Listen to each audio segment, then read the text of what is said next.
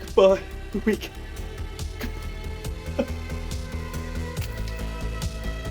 No! I see snap. Not one single She Belongs to the World. 0 out of 10. Of course, I'm only joking. But yes, let's go. We are here with The Weeknd's 6th studio album, Hurry Up Tomorrow. An impressive 22-track album, running time of about an hour and a half. Maybe just a little bit too long in my opinion. Rumoured to be the last album under the Weeknd moniker. Whether this marks a symbolic change in an artistic direction or the burial of an old identity remains to be seen. What is clear, however, is that Hurry Up Tomorrow is deeply personal, reflecting Abel's struggles, including his, well-known vocal troubles he's had in the past, which he addresses in his raw interlude I Can't Fucking Sing. Additionally, this phone skit he does in Reflections Laughing, suggesting a downward spiral his characters going on, adding to the album's seemingly introspective nature. The album serves as the third installment in a trilogy, following After Hours and Dawn FM. Dawn FM I specifically really loved. I loved a lot of his past albums, Kissland being one of my favourites, and of course House of Balloons, which this album seems to be doing a full circle to. Either way, Dawn FM showcasing some of his most compelling work. However, not every release along the way has been his most flawless.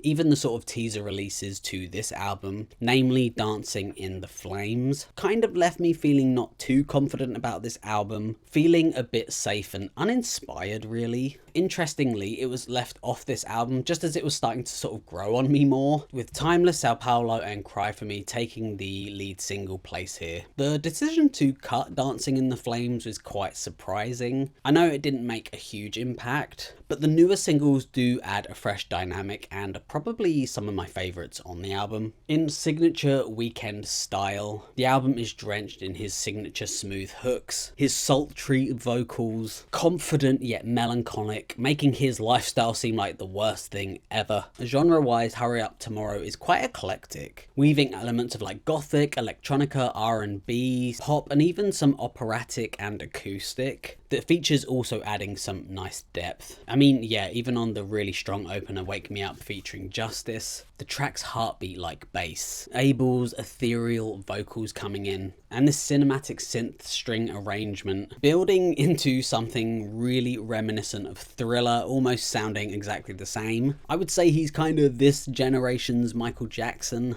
And the song transitions seamlessly into one of the leading tracks, Cry For Me, another banger which kind of showcases the Weeknd's love for this 80s sci-fi horror aesthetic. Tracks like Baptized in Fear or Take Me Back to LA sort of showcase that sort of synth-laden sound, with Abel's hauntingly sort of seductive vocals really intensifies that mood. The use of pitch down vocals adds texture and enhances the sort of theme of dissociation that he often really goes for. Onto one of the standout tracks, Sao Paulo, featuring Brazilian artist Anitta. Initially, I wasn't too keen on this track. After listening to it loads of times doing this review, it's kind of proven to be an undeniable highlight for me. The fusion of Brazilian funk with Abel's vocal style, it's kind of like a match made in heaven for this club-ready anthem. I had to look up the translation of the lyrics and oh my god. Just have a look. Quite strong and direct. But yeah, look them up. Right after this song, we're kind of introduced to an intriguing moment on the track Until We're Skin and Bones. When the gritty bass line kicks in around 10 seconds, it feels like the build up to what could be a great song, but it just ends.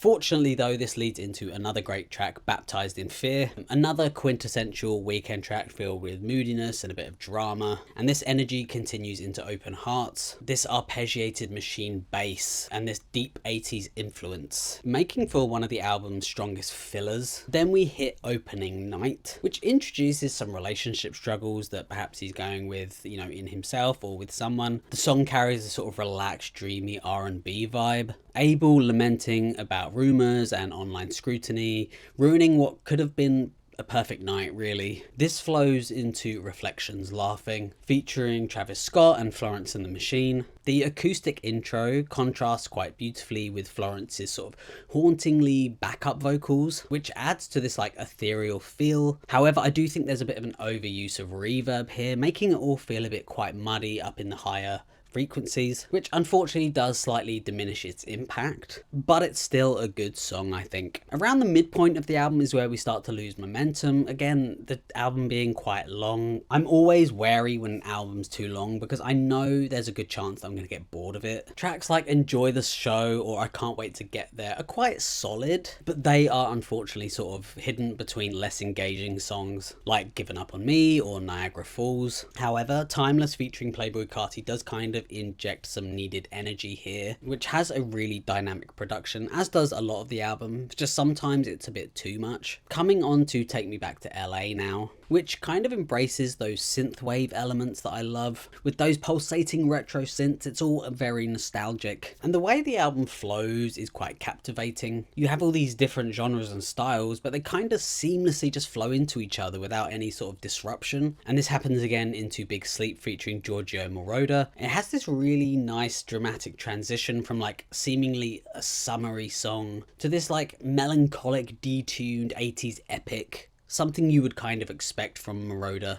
The strongest portions of this album are found in the opening and ending sections. Give Me Mercy and Drive shine towards the end, the latter kind of embracing those classic R&B influences. The track's simple concept of driving, morphing into something deeper and emotional, wanting that control, almost existential. However, some parts of the production here, especially in the high ends, which is a common theme on this album, feel overly bright and somewhat distracting from the overall sort of vibe that's going. Then comes The Abyss featuring Lana Del Rey, an operatic synth-laden piece that kind of blends gothic overtones with atmospheric grandeur. While slow in parts, Lana's voice here does elevate it quite dramatically. It's got excellent use of reverb and space, making her voice feel almost like ghostly or something. And then we come to the penultimate track, Red Terror. Quite a strikingly personal song from what I understand, referencing Ethiopia's communist regime at the time, possibly the reason for Abel's mother leaving Ethiopia for Canada. I mean, with lyrics like, I ran from the terror, the ground was red from the lead, I fled to the west, your mama loves you, you'll never be alone, really hint at him singing from his mother's perspective. Perhaps a little bit of guilt or familial reflection. Musically, it's dramatic and heavy, transitioning from a grainy bass soundscape to like a Vangelis soft sort of synth lead melody. The album closes with Without a Warning and Hurry Up Tomorrow, both of which encapsulate this essence of finality. Without a Warning builds up into this almost euphoric yet haunting moment as Abel sings about the cost of fame. As long as the crowd loves me, that's all that matters. Kind of tragic but fitting sentiment. Finally, the last and title track of the album, Hurry Up Tomorrow. This song pretty much serves as like a farewell to the Weeknd, right? Opening up with these sort of large 80s style piano chords and these dramatic like rim shots, almost like a bit of a cheesy 80s ballad thing going on. Is this track him sort of letting go, ready to move on? And do you know what I kind of found a little bit sad was the ending of this song. The song doesn't end on anything grandiose or like